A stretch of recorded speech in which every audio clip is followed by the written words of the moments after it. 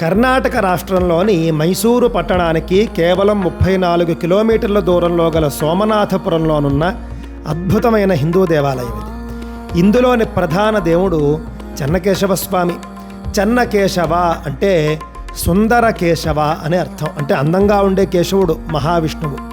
పేరుకు తగ్గట్టుగానే ఈ ఆలయంలోని శిల్పకళ కూడా అంతే సుందరంగా ఉంటుంది.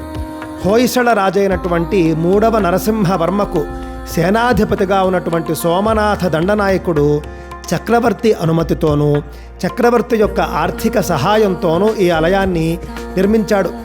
సామాన్య శకం 1258లో ఈ ఆలయ నిర్మాణం పూర్తయింది.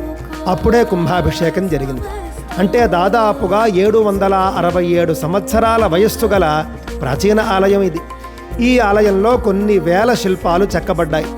ఆలయం పూర్తిగా మహావిష్ణువుకి అంకితం చేయబడింది. ఈ ఆలయం ఉన్న ఊరు పేరు మాత్రం సోమనాథపురం. నిర్మించిన సేనాధిపతి పేరు సోమనాథ దండనాయకుడు. ఇవన్నీ పరిశీలిస్తే శివుడి పేరుతోనున్నటువంటి పట్టణంలో నెలవై ఉన్నటువంటి విష్ణువు ఆలయంగా మనకు ఇది కనిపిస్తుంది. ఆ విధంగా హిందూ దేవీ దేవతల యందు అభేదము. ఈ ఆలయాన్ని 2023లో యునెస్కో సంస్థ ప్రపంచ వారసత్వ సంపదగా గుర్తించింది.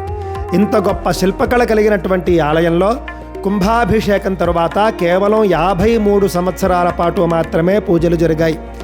సామాన్య శకం 1311లో అప్పటి ఢిల్లీ సుల్తాన్ అల్లావుద్దీన్ ఖిల్జీ సేనాధిపతి అయినటువంటి మాలిక్ కాఫూర్ ఈ ఆలయంపై దాడి చేసి ఆలయంలోని విగ్రహాలన్నింటినీ కూడా పూజకు పనికి రాకుండా ధ్వంసం చేశాడు.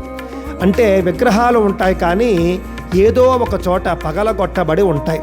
మళ్ళీ 1326లో మహమ్మద్ బిన్ తుగ్లక్ ఈ ఆలయంపై దాడి చేసి మరింత విధ్వంసం సృష్టించాడు. ఆ తర్వాత 200 ఏళ్ల పాటు ఈ ఆలయం ఏ విధమైనటువంటి వైభవానికి నోచుకోలేదు. ఆ 200 ఏళ్ల తరువాత విజయనగర రాజులు ఈ ఆలయాన్ని పునర్నిర్మించారు. మరొక 400 ఏళ్ల తరువాత మైసూరు సంస్థానాధీశులైనటువంటి ఒడయార్ రాజులు ఈ ఆలయానికి మళ్ళీ పూర్వ వైభవాన్ని కల్పించారు.